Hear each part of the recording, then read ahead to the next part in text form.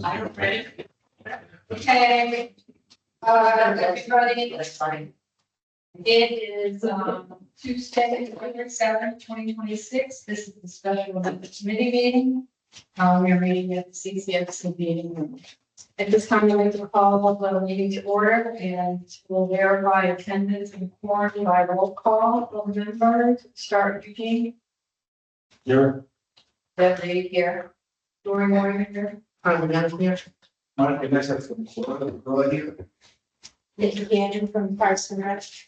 Allison Eskowitz, Events and Volunteer Manager. Thank you, Pat, and Parks and Rec Director.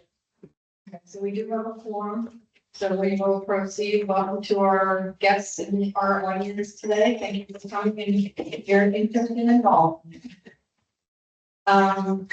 This time I'd like to, a motion to adopt, no, sorry, we need to go to number 2, bonus comments.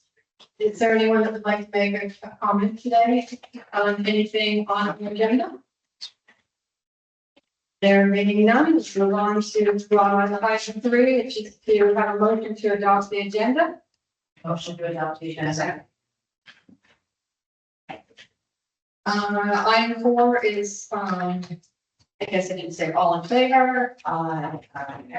Item 4, action and discussion items. At this time, I'd like to have a motion to approve the meeting minutes of January 13th. That's the question. Let's make a motion and we'll do that. Motion and second and we'll pass. Okay. Motion. Second. Okay, looking for discussion. Please. I had a question in the call meeting order to establish where it says representing real image. Is that a new company or is that a name of something I've never heard of before? That is the company that oversees the HOA essentially. So we brand manage employees, town hall is. I Yeah. thought it was- It used to be Grand Manners. It is no longer Grand Manners. It's Real Manage on-site elevated. Oh, okay, so. It's the same company. They used to have a rail manage, a division, and they just merged it. Yep. Thought I missed something. Anybody else? I only have one. It's because it's my name on it. On the property owner, on lighting update, Nikki let the committee know that we should have the same lights as last year. I thought, yay! They would give us a great deal of for tonight. Dory's still concerned about lighting. I was only concerned if we didn't. I think it was referencing the stage aspect of it, of the lack of lights for stage. So we can add, yeah, we can add that in for sure. I think that, I mean, it's sufficient plus our, Balloon lights. the pom-pom lights, I think will be good. That's all I have. So, other than that, anybody else? And then all in favor as written with an explanation? Okay, special events updates, take it away, Vicky, or. Yeah. There really isn't, I don't have too many updates for this time, but we did order some new linens. So we have turquoise, pink and purple linens now. Obviously they're more so towards the Mardi Gras and father-daughter for this year, but it was also just necessary to add them into our grouping. So now we have those. And then lastly, the committee applications for 2026 term have been sent out. We also have them printed in front of you. So if you'd like to reapply for the next term, please fill those out. Just to kind of be fully transparent, we are going to be required to have these meetings after hours. They will no longer be allowed to be in the middle of the days. So when you are applying, if you do decide to apply again, just keep that in mind that they will no longer be from 2 to 4 in the middle of the day. Why is that? Honestly, we are the only committee that doesn't have it after hours, except for the, what are they called? The service areas, because there's about 15 of them. So to make it easier on people to be able to attend and apply, they just requested that everybody has it after work hours. So that way more people can, it's fair for people. Is there, wait, because that means there's a lot of people gonna have meetings in the evenings, how not to have that overlap. Yeah. Are you gonna be able to find any dates by any chance? What, I mean, we can discuss dates as it kind of gets down to it. We're gonna definitely not stack it up and make it a little overwhelming for people that are on multiple committees. Yeah. We're all right. We were made aware of it. So we're fully prepared to do so, but we can discuss that kind of once it gets to it to decide on the date.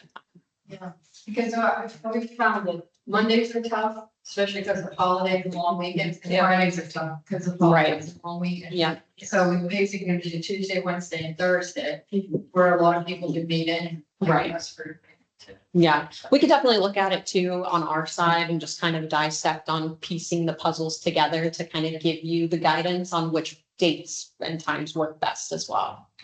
Wonderful, thank you. Tuesdays usually my double. duty. Yeah. Actually, next Tuesday. What about, Here and then Tuesday. Yeah. Not the second Tuesday. anyway. so Tuesday in the evening, Yes, the second Tuesday of the month, but yeah, which is another committee. and what about you? It's usually the second Tuesday. That's good to know. Yeah, And then Wednesdays oftentimes are board and workshop. Which sometimes we need to go. Okay, thank you for that update, that's good. Okay, we're all moving on to review past event, Pups and Pints. so we had a total of 3,100 people this year. It was a consensus. We actually had a record-breaking response on the survey of 205 responses. So we've never had that many before. This was one of the best years yet, is what we gathered from that survey. Everyone was really amazed by the offerings and the amount of vendors that we had. The only thing, no one really drank this year. And I really truly believe it's because we had so many offerings of activities that were stacked back to back that I don't think alcohol was on the forefront of a lot of people's brains. The activities on the lawn were a hit. Kids loved the bubbles. Swift Paws, I think, was the biggest highlight of the entire event. And then Hungry Manatee was actually the most popular booth that served kind of beverages and things like that we had. So overall, I think it was really, really successful. Yeah, I think the alcohol too, it's at 11:30 to 2 or whatever, so it's day drinking. I think most people, if they come with their dogs, it's more like a happy, I would rather have a drink than that.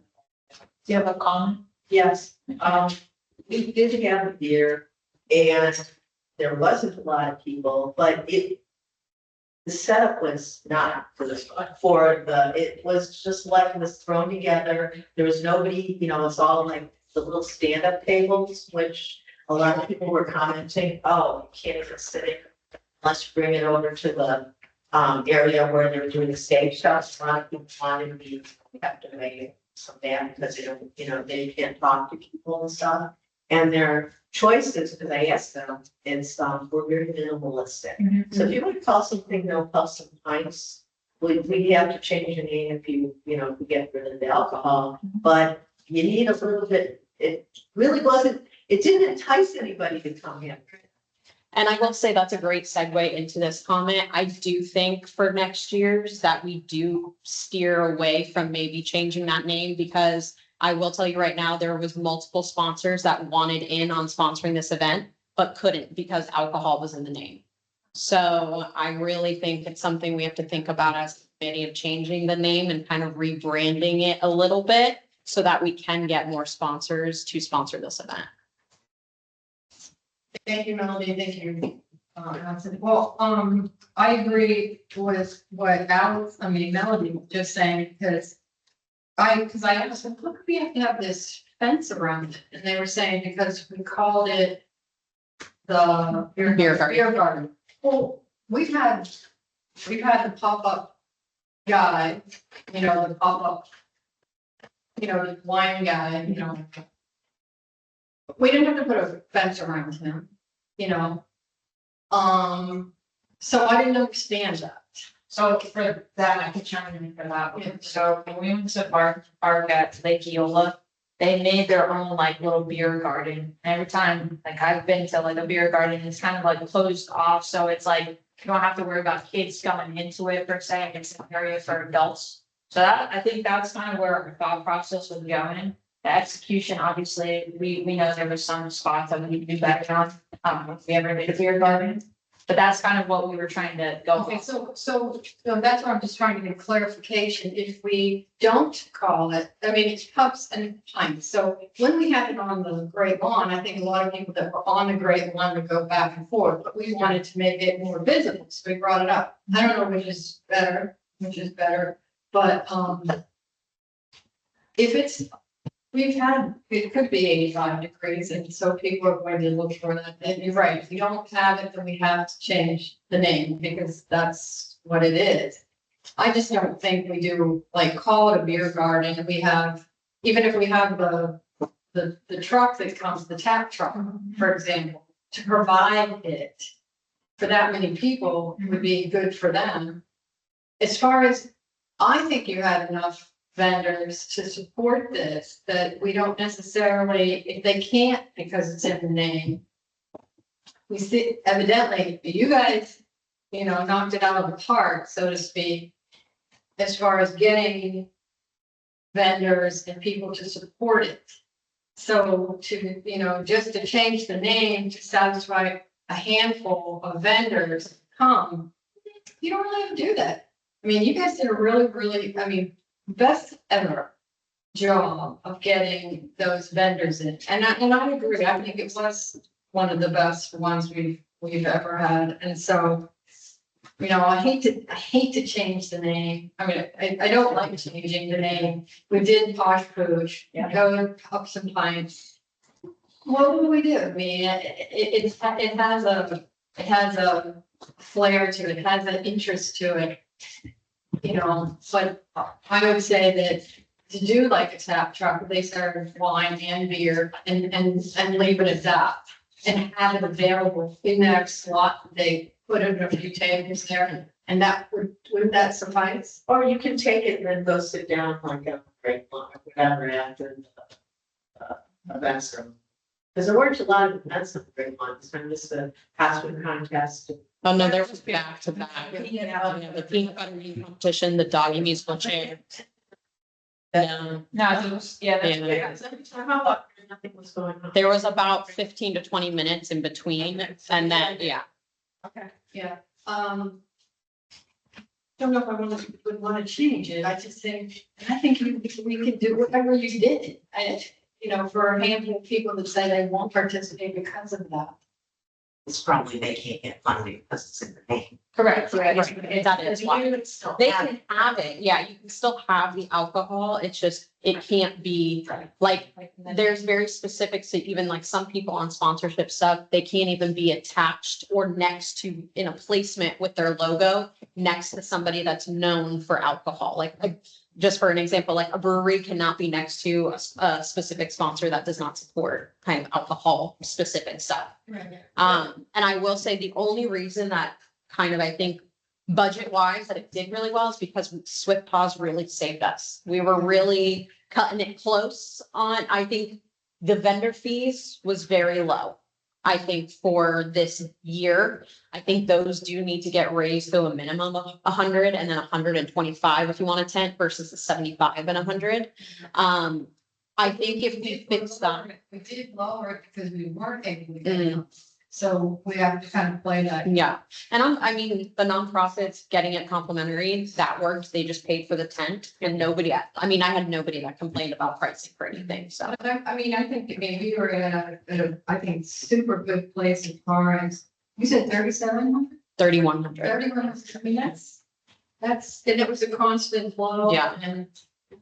And something to bring up, because we had just a conversation with one of the Canoa representatives, that they saw how Pubs and Pints was successful. They thought about just bringing it to the committee, and obviously we could talk about this in a few months about having it downtown again.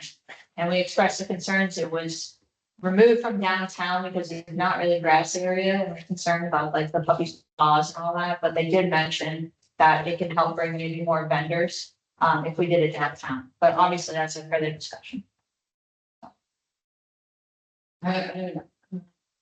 I personally like it at Lakeside, probably like it to I think with dogs, you need grass. Right. You know? Yeah.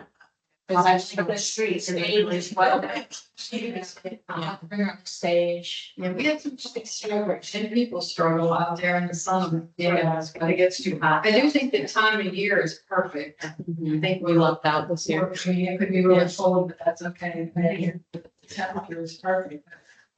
I think another idea for the beer garden that I've seen at like Plaza and the Park and things is they actually have like some little areas where the dogs can kind of sit and pretend they're bartenders. Yeah. Like, so worth being in that area where you're more comfortable bringing your dog over and having seats. Because you want to sit there with your dog and maybe get a picture of them pretending they're bartending or something like that. I think the maintenance will come on, I don't say, it was sort of uninviting. It was more like, like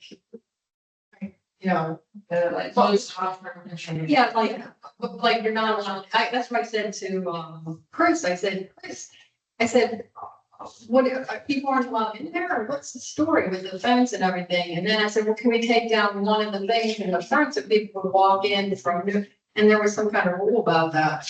I don't know, if you have a beer garden, you have to have it closed. I'm just saying, don't call it a beer garden, just go back. No, we cut that one down, the Yeah. front one, Right. yeah, we cut that. But I just think it just didn't stand as inviting, and what we want to do is, it would be like, if we had it, we're doing it again, it would be like bones and beers or something like that, where they can come in and get they got a beer, they would get a little bag of milk bones, and then, people could sit there, have like 10 or 12 tables there as well, and make it a little bit more inviting. And I think that would be fine, and I think with, like I said, you guys knocked it out of the park as far as getting those vendors. I do think price is right. I think a lot of people pay because it is, because they are custom made, spend $200 for that. But we said it's more important for us to get the people here for the people that come than it is to make money on, So, yeah, that's my 2 cents. And 6, 10, 25 cents. Anybody else?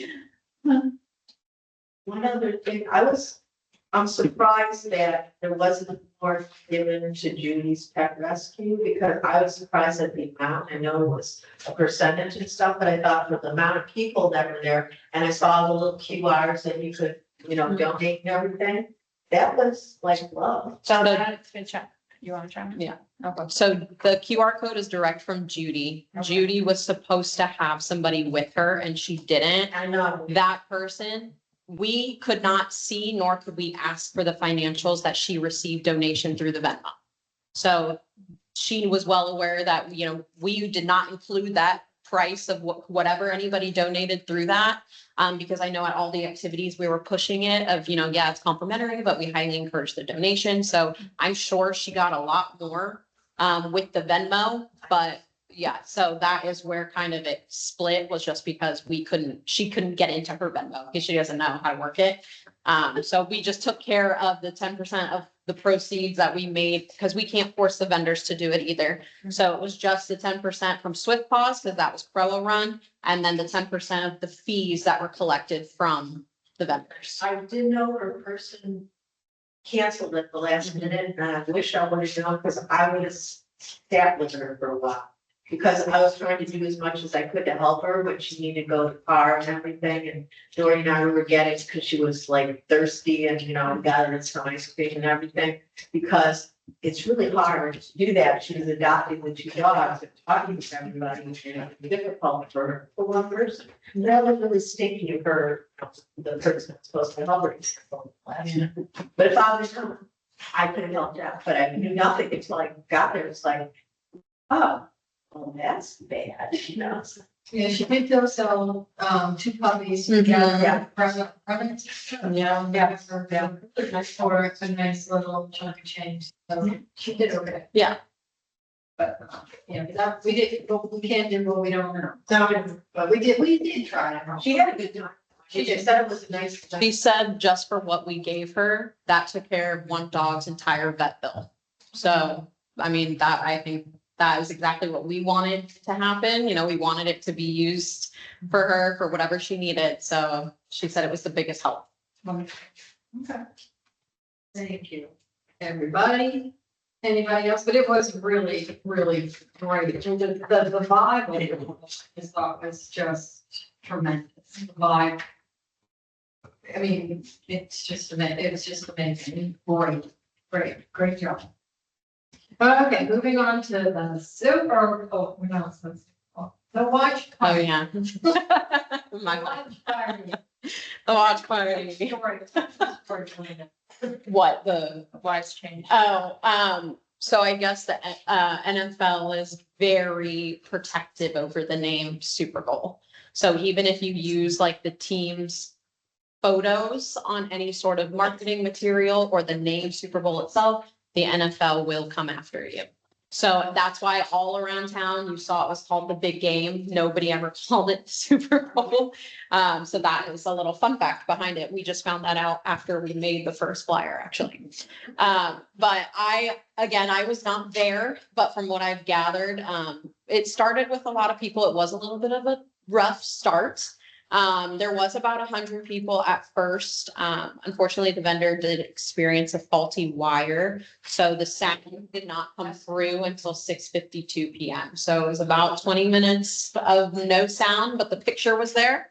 The only complaint that there was the screen was a little bit smaller than expected. It was not the photo that I was shown originally, so there was that. But then the heaters were way too far away from all the tables. So more people trickled throughout the rest of the night to leave because it just got way too cold out there. But I mean, a lot of people really did enjoy and they loved those footballs too. It was a big hit, so.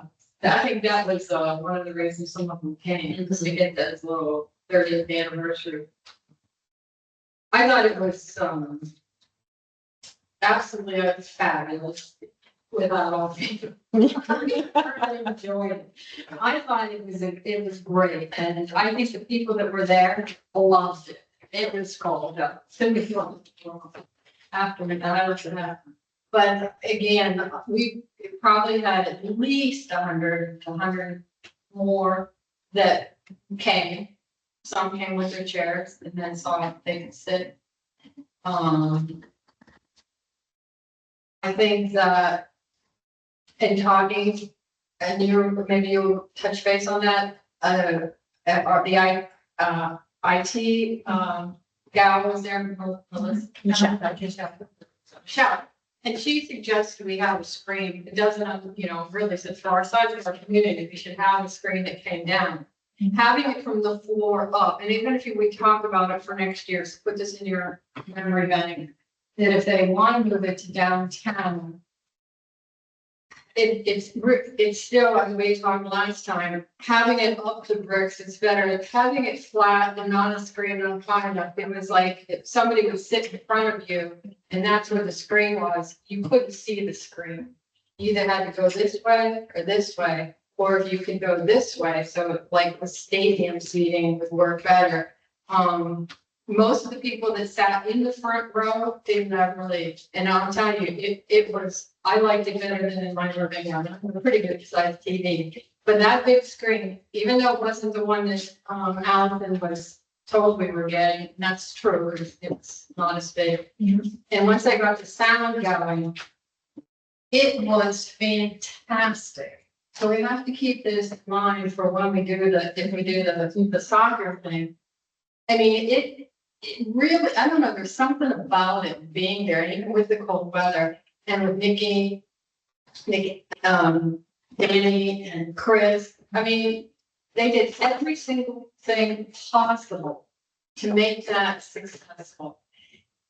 In my mind, I know it's $70 or $65, 70 bags of popcorn they popped, brought the heaters in, kept bringing the heaters in, and did everything possible to make that a fun first event.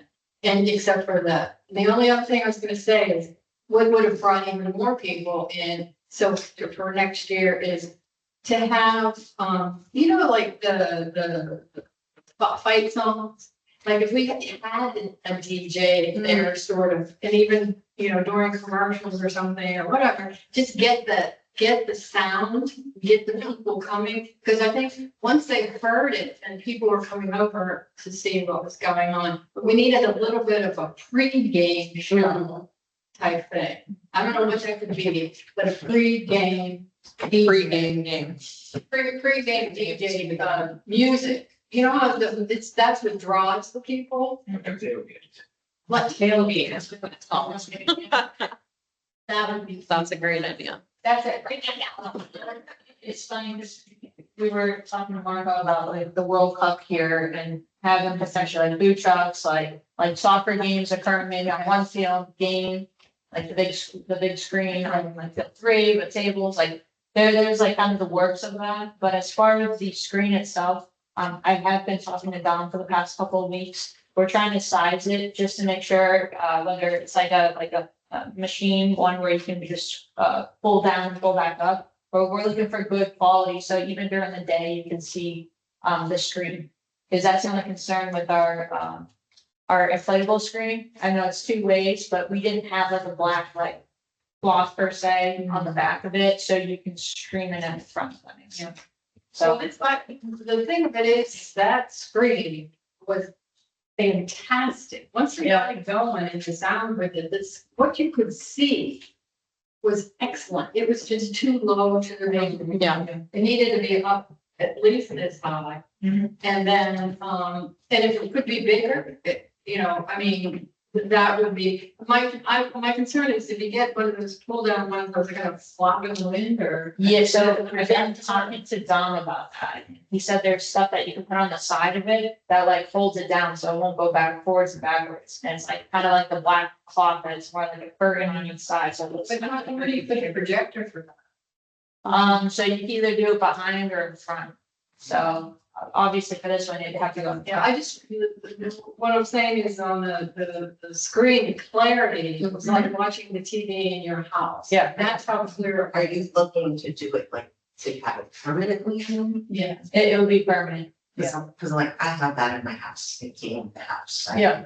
So I don't really know a lot about it, but I have a button that goes down. Yeah. And then I have like a projector up there that apparently is too far from where the thing is, but Yeah. it works. Yeah.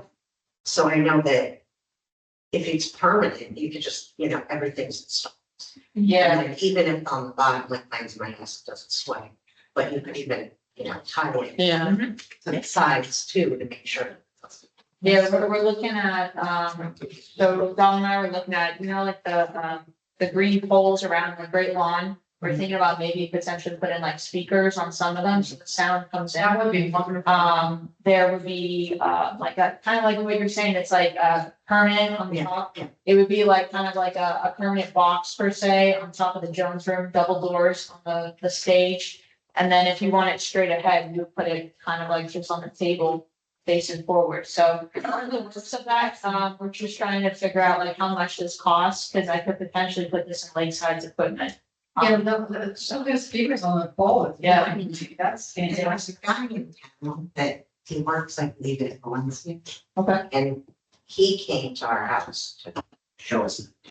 Yeah. And it cost like $75 an hour. But I know he actually helped put in that system at my house. So, he knows. I'll have to ask my husband. I know. If those first guys in the room. Great. Yeah, We share that for free as a company. yeah. But also the thing with the, when we do the soccer thing, what I mean about a screen here and speakers and all that, I mean, not permanent maybe, but speakers Correct. here, but, and the other thing is, would we only need this, or would we want to do it in 2 places? Or would we want to do one there and then one here? Your thoughts? I recommend to do everything beyond field 1. It would be easy because they're gonna close the field from one phone, they're gonna close the field the next day. So we can have some damage in the fields and see if we can fix it from next season. So I recommend you choose field 1, but that we can hit from Mickey, where it's better for they start to set up and break it down. We're gonna make it happen. Just as far as we are allowed to do that.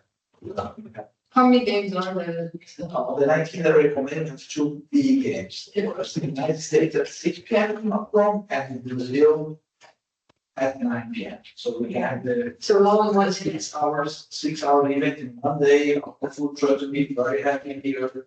We can have kids playing soccer. We can invite the resident play for free and that's for $5, $10 jerseys, whatever, making money for the events. We can set up. I really recommend the 19 because it's not. That's June, right? June 19. It's just like June 19. It's everything you can put out, so we don't think I need party. All right, But really, parties and events, so. Where does that event actually happen, June 19th, like the actual game? That's not in Atlanta or New York is not, I mean, one is New Jersey. I can check for Yeah. the, she's playing New Jersey, United States, and is playing,